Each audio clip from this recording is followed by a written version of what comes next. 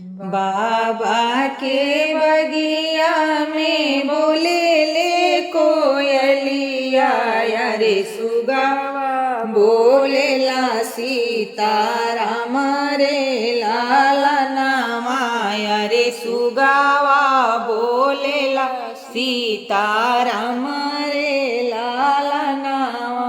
तारी बगिया उतरेले दुल्हा सुंदर, दुल्हा बोलिया बोलेले ससुरारी रे लाला, रे बोलिया बोलेले ससुरार रे लाला।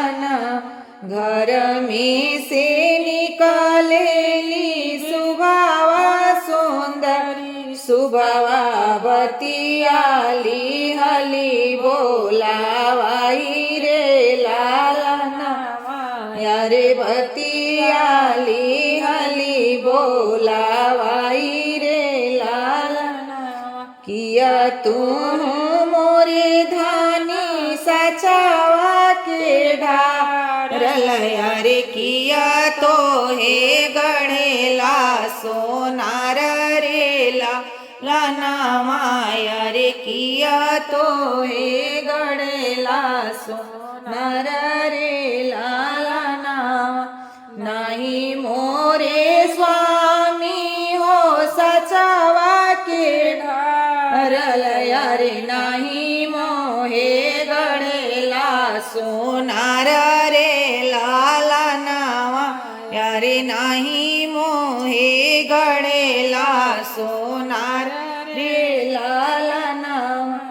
जनमात दिली मोहे हमारी मातरिया, रे सुरती गढ़ले भागवन रे लाला नामा, रे सुरती गढ़ले भागवन रे लाला नामा। बाबा के बगिया में बोले